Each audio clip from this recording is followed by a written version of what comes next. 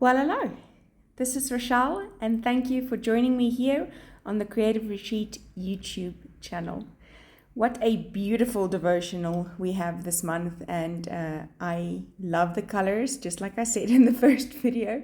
It's honestly just absolutely gorgeous, and I love seeing how I was looking back over my past few Christmas Creative Retreat kind of goodies and just really loving the vibe and how it's grown and the content specifically. So I'm going through my stash of alpha stickers. I hoard these because they're not as freely available down here in South Africa.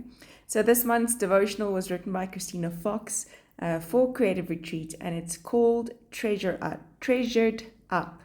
And I am going to be doing my reflections like I do with the last video of the month. So once I'm done with kind of journaling in my Bible, journaling in wherever, and going through the content and the word, I do like to kind of put these reflection questions together. Now, for a long time, sorry, Danielle, for a long time, I kind of ignored the reflection questions just because they challenged me so much.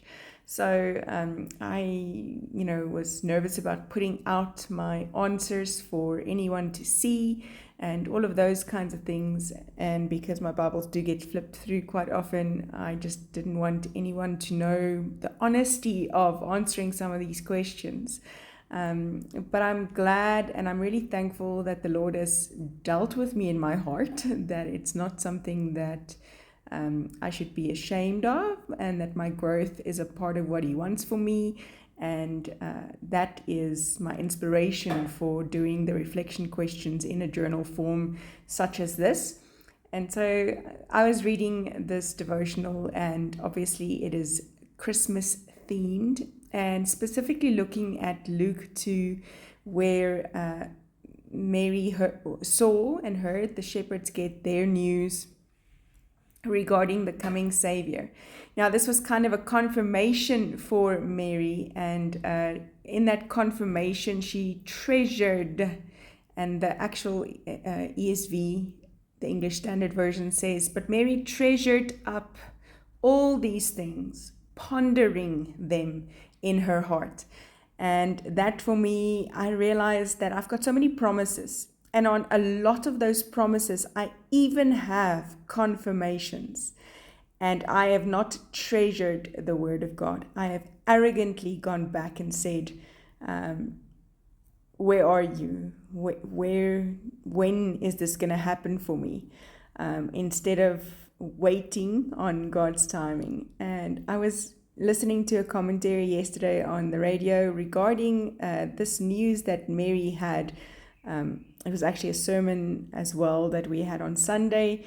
I mean, she was an ordinary girl. She must have had ordinary dreams, planning out her wedding and looking forward to kind of great, times with her husband, and conceiving a child with her husband. Obviously may have been in the works too, since she is just a normal girl, or was just a normal girl.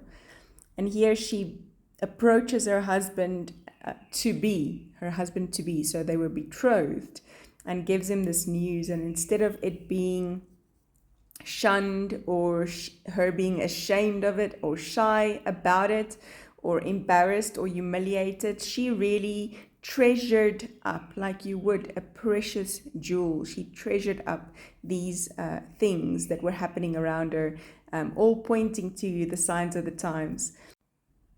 And so usually at this point, after I've cut out all of the goodies and verses and things that I need to read, I write down the verses. So in some of these cases, for today's or for this month's devotional, they were chapters to read. Now, obviously, I don't have the space to necessarily write chapters into my devotional book, but I did kind of write the verse or verses that stood out for me in those chapters, like in Isaiah 53 and then Luke 1 and Luke 2.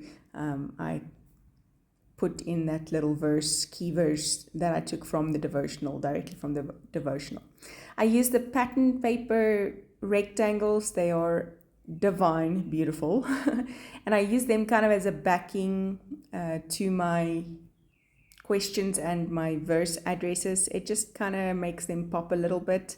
You can obviously do this in any way that you like. Print it on thinner paper.